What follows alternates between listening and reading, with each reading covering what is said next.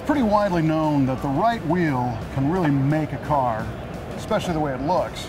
And in our case, we try to build cars that are useful on the street, on the track. So the right wheel needs to be a strong wheel, and it needs to look good.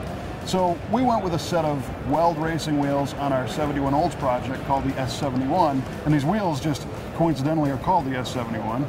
But now I'm here with Kyle Fickler from Weld Racing to learn a little bit about the whole Weld Racing wheel program, because in my opinion, these are wheels that do look good and they're built to perform.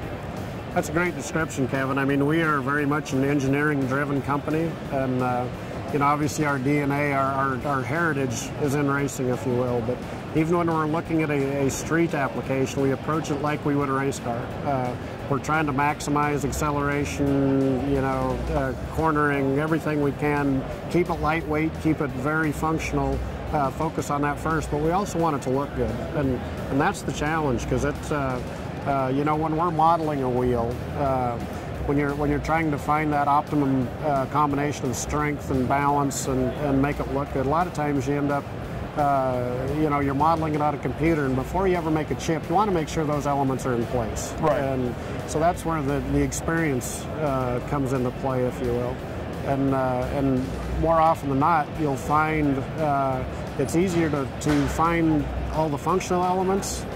It'd be easy to make a wheel that had all those attributes and be ugly as heck. Right. Maybe when it works. Yeah, but being able to make it look good, you know, and have all those elements is a real challenge.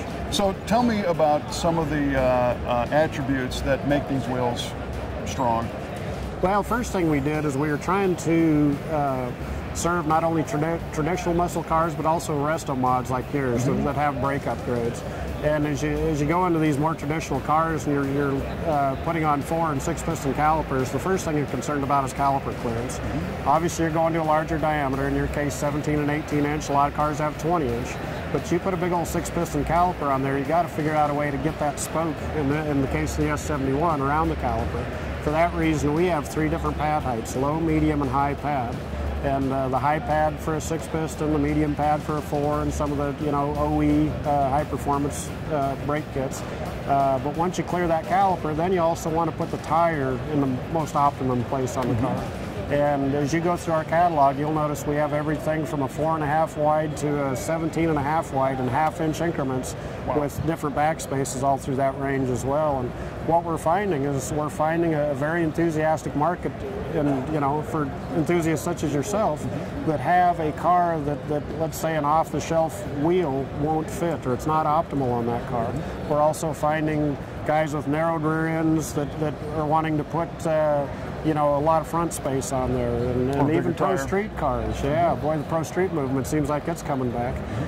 The other area I think we're finding a lot of real positive activity is stock width rear end, but guys are, you know, they have to go with a real positive offset and tuck the tire under. So the other concern you have when you're building a wheel, once you clear the calipers, you have to be able to mount a tire on it. And as silly as it sounds, it's easy to build a wheel that doesn't have enough drop center to where making or mounting the tire becomes very, very difficult. So it's quite a challenge. Interesting. Now, when you mention that pad height, a lot of people think of wheel sizing and wheel dimensions as, you know, diameter and width and offset, but that pad height, in this case, actually determines kind of the profile of the spoke. If the spoke is going to be pushed farther outward or inward, which kind of adds to the variety of dimensions. And it's something that when we were sizing up the wheels for our car, we were like, what's the pad height thing all about?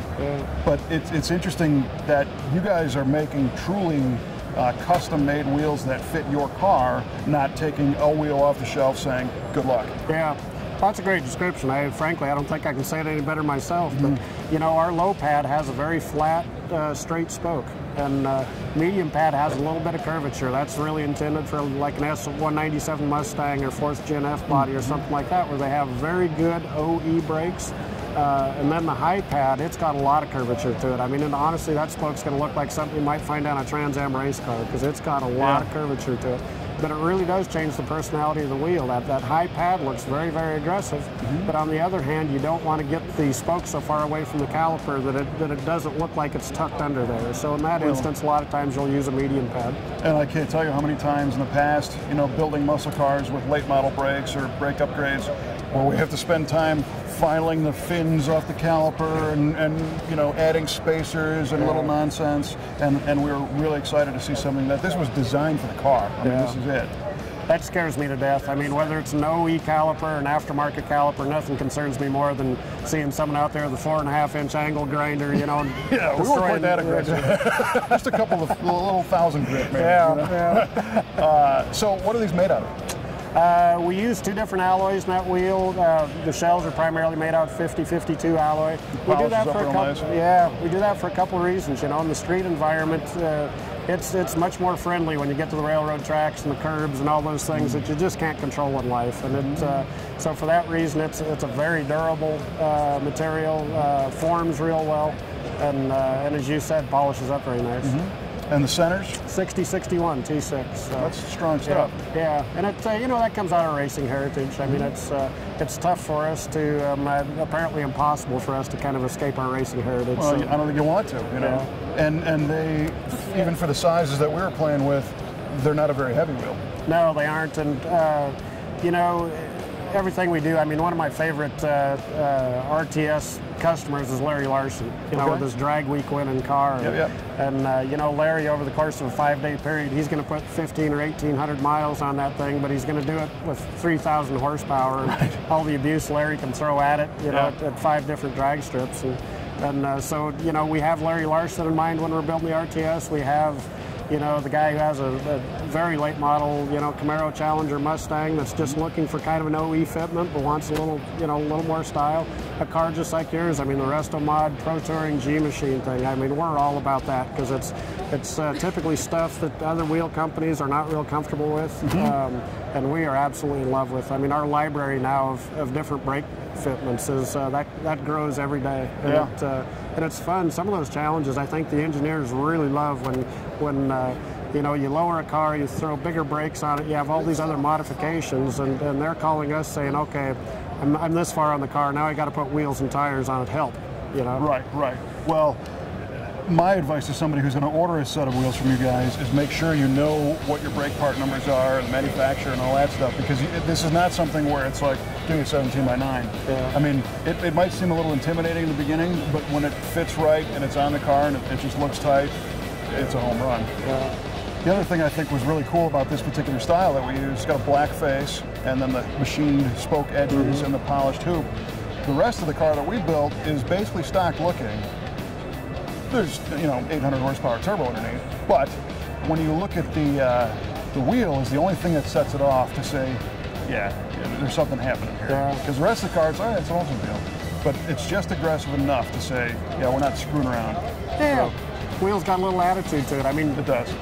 You're going to find a 5-spoke wheel in every wheel manufacturer's catalog, and that's the way it should be. You know, we've all fallen in love with various 5-spokes over the years, and so sometimes it's a challenge as a wheel manufacturer to do something different with those 5 spokes. You know, in our case, the different pad heights gave us some opportunity to change the architecture up, move it around a little bit, but the shape of the spoke, you know, and as it tapers out, tapers down, going towards the outside of the wheel, and it's, you know, it's a very classic design, yet it appears very modern, and I think you commented earlier. On your car, you're very aware it's a very traditional muscle car. On the other hand, it appears very modern when something's going on.